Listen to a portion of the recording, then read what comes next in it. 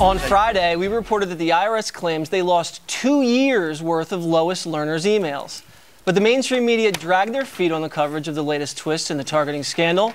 The story was not covered on any of the major network news shows through Saturday. And the New York Times did not cover the story until a blog piece on Sunday. Meanwhile, some IT experts say there's no way the emails could have been, quote unquote, lost.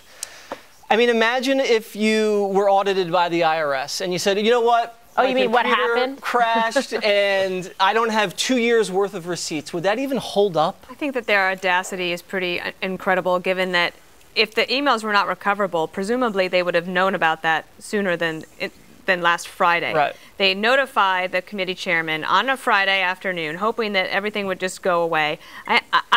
I don't know how much further down the drain America's confidence in their government can get, but we are getting pretty close to rock bottom. And still, many in the media continue to give the administration the benefit of the doubt, as if there's really nothing to see here, that it's not what it was, the line I read. It could just be gross incompetence, but there's no corruption here. Right. That's awful. How do they know that? Because they think we're stupid. Right. I mean, this is so corrupt. They're worse than about 95% of the people I put away. I'm not kidding you. This is so flagrant. They are hiding. They are lying. She refuses to tell the truth. I mean, it's just shameful. I don't know why we're even allowing any of this to happen in the country. We don't have a Department of Justice worth its own salt. Now if you don't have these emails and you're in court, that's considered what? Spoliation of evidence? They're going to consider that purposely destroying evidence that could be potentially incriminating. And then what? It's like the people that do a refusal on the DUI test. Okay, right. You don't have the blood evidence, you don't have the breathalyzer, and they just go, okay.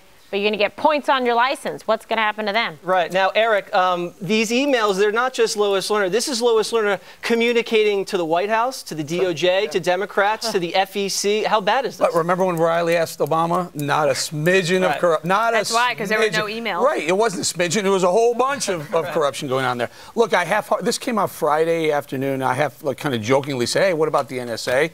But since, over the weekend, there were a couple lawmakers who said, hey, what about the NSA? Right. If they've data mined everybody, they must have data mined anyone who they absolutely have it. They have it on hard drives. Right? Come on. So here's the deal. You find out who says they lost it. Someone has to say, this blew up, we lost the information, we lost the email. Get that person to testify under oath. Right. That stuff was lost and find out what really happened. You can recover the files. What are we in, the caveman times? Right. Give me a break. You can hire the worst firm in America and they can find these. That's right. We can find it. Now, Bob Lassie, you were around during the Nixon administration, I assume. Prior to that, is this Nixonian where those 18 minutes of audio tapes from Nixon, is that they just mysteriously disappeared? Is this what we're talking about here? Now, Jesse, you have to give me a break today because I'm still stunned by the fact that some of my emails I thought I deleted are still out there somewhere, and which means that I'm in big trouble. Don't worry, you are. So I didn't know that you could retrieve these things. I thought I'd gotten rid of them forever, but I did not. Okay. So now it's a very painful day. I'm sure it is. And remember, this is the IRS that's in charge of Obamacare, okay? Yeah.